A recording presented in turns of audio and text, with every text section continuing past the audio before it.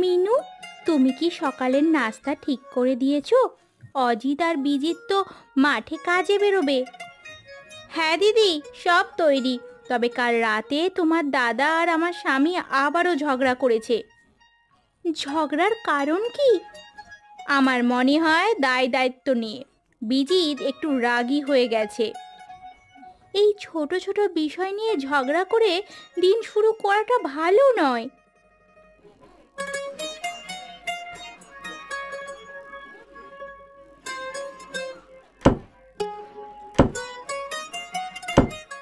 বিজিত, নাস্তা তৈরি, চলো খেয়ে নাও। দিদি, দাদাকে বলো আমিও কাজ করি, সব কিছুতে আমার দোষ দেওয়া ঠিক না। তোমাদের মধ্যে কথা বলা খুব দরকার। নাস্তা করো, আমি পরে কথা বলবো।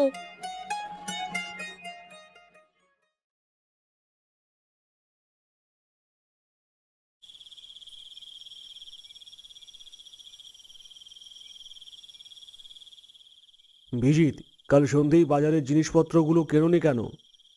দাদা, আমি মাঠে কাজ করছিলাম, আমি তো একা সব করতে পারবো না। আমি কি একা সব করি না? তুমি তো নিজের দায়িত্বও ঠিকমতো পালন করো না। তোমার মতো সবার উপর হুকুম চালানোর স্বভাব আমার নেই। আমি চেষ্টা করি। চেষ্টা করলে কি সব ঠিক হয়? তুমি যদি নিজের কাজ ঠিকঠাক করো, সংসারে এত ঝামেলা হবে না।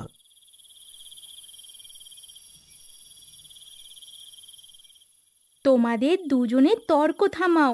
এভাবে সংসার চলতে পারে না। আমি মতি কাকার সাথে কথা বলবো।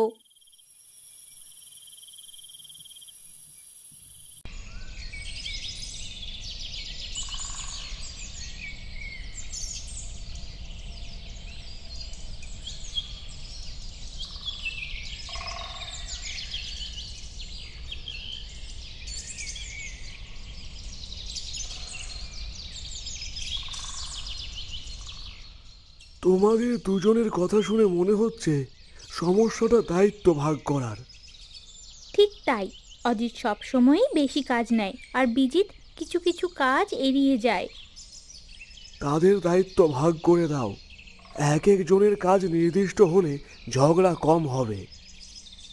কাকা, আপনি যদি তাদের বোঝান হয়তো কাজ হবে। আমি তোমাদের বাড়ি আসব, সবার সামনে কথা বলবো।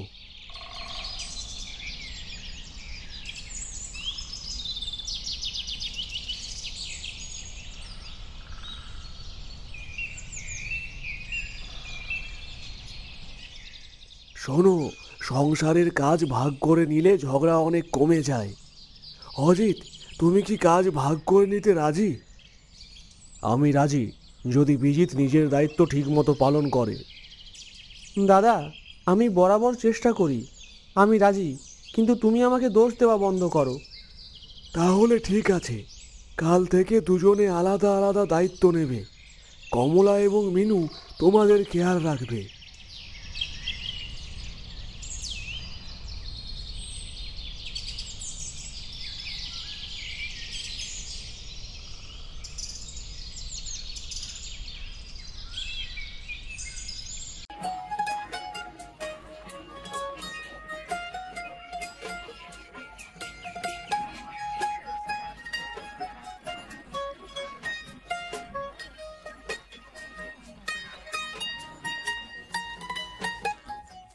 আজকে কাজটা ভালোভাবে শেষ করতে হবে, দাদা যেন কিছু বলতে না পারে।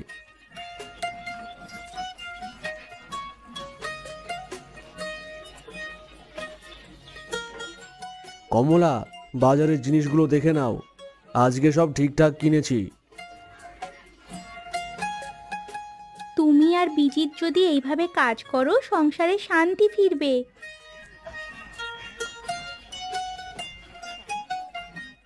আজ ভালো কাজ করেছো। এইভাবে কাজ চালিয়ে গেলে সমস্যা হবে না। তোমার মতো যদি সবাই বুঝতো, সংসার অনেক সহজ হতো।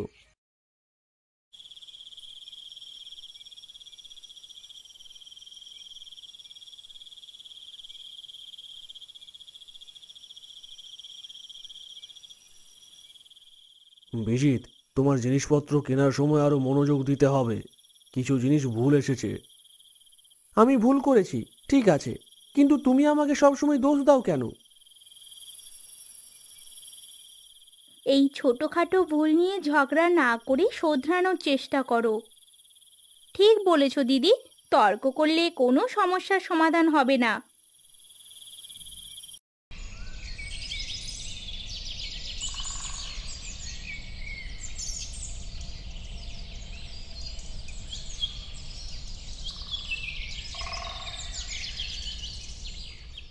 শোনো, ছোট ভুল সবার হয়, কিন্তু ভুলের জন্য ঝগড়া করলে তা কখনো ঠিক হবে না। কাকা, আমি সবসময় চেষ্টা করি, কিন্তু বিজিত যদি নিজের কাজ ঠিক মতো করতো সমস্যা হতো না। কাকা, দাদা আমাকে সবসময় ছোট করে দেখে। আমি যত ভালোই কাজ করি তবুও খুঁত বের করে। তোমাদের দুজনের ভুল হলো একে অপরের কাজের প্রশংসা করো না। একসাথে কাজ করলে দেখবে সংসার মজবুত হবে।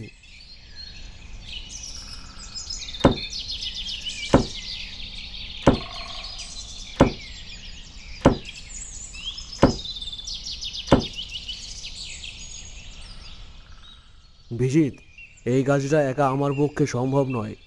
তুমি কি সাহায্য করবে? তোমার পাশে থাকলে সব কাজ সহজ মনে হয়। বলো কি করতে হবে?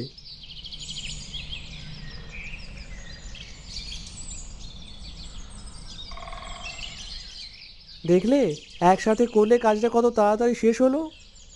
হ্যাঁ, এইভাবে কাজ করলে আমাদের সংসার অনেক শান্তিতে চলবে।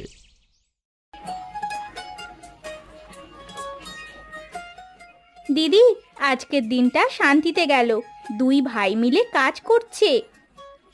তুমি ঠিক বলেছ, মতি কাকার কথায় দুই ভাই একসাথে কাজ করতে শিখেছে। তবে তুমি বলো, এই শান্তি কতদিন থাকবে?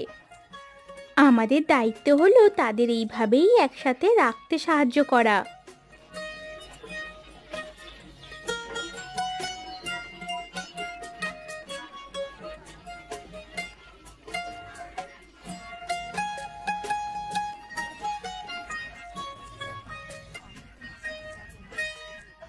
বিজিত, এখন বুঝতে পেরেছি আমাদের ঝগড়া শুধু সময় নষ্ট করত।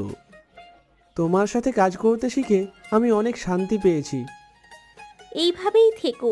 একতা থাকলে কোনো ঝগড়াই বড় হয়ে উঠবে না। তোমরা একসাথে থাকলে আমরাও ভালো থাকি।